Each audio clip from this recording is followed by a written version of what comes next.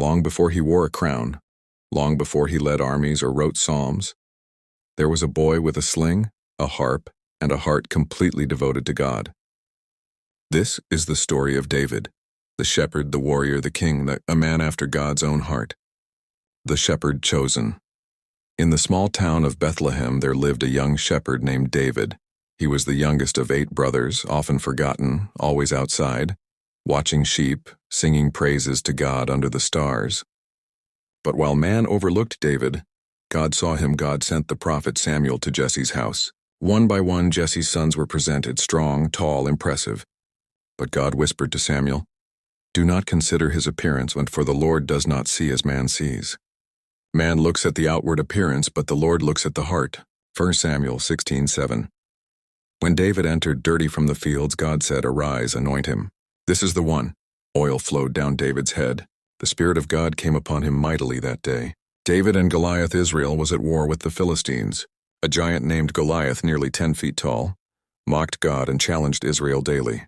Every warrior trembled. But David, bringing lunch to his brothers, heard the blasphemy. Who is this uncircumcised Philistine that he should defy the armies of the living God? While others saw a giant too big to fight, David saw a giant too big to miss. He refused Saul's armor.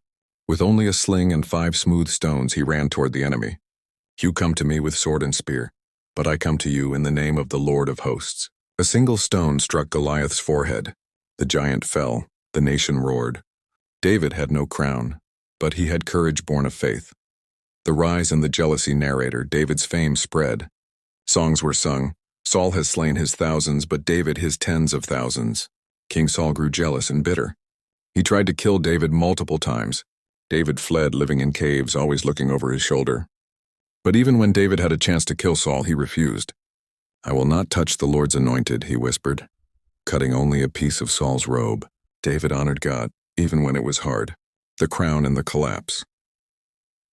After Saul's death, David was anointed king of Judah and then king of all Israel. He brought unity to the tribes. He brought the Ark of the Covenant to Jerusalem. He danced before the Lord with joy. Israel prospered. David had peace, but in peace he let his guard down. From his rooftop he saw a woman bathing. Her name was Bathsheba. He summoned her, slept with her. When she became pregnant, he tried to cover it up. Her husband, Uriah, a loyal soldier, was sent to the front lines and killed. The prophet Nathan came to David with a story about a rich man who stole a poor man's only lamb. "That man deserves to die," David cried. Nathan replied, "You are the man." David was crushed. He fasted. He wept. He wrote, "Create in me a clean heart, O God, and renew a right spirit within me." Psalm 51. God forgave him, but the sword would never leave his house. Family trouble and rebellion. David's home was plagued by pain. His son Absalom grew proud and rebellious. He stole the hearts of the people and led a coup against his father. David fled Jerusalem in tears.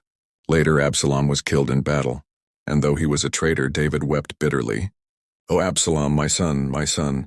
David's victories were many, but his sorrows ran deep. The legacy of a king. In his final days, David passed the kingdom to his son Solomon. He prepared plans for a temple he would never build. He worshipped God until his last breath. Though flawed, David left a legacy of worship, repentance, and leadership. More than anything, he left a line.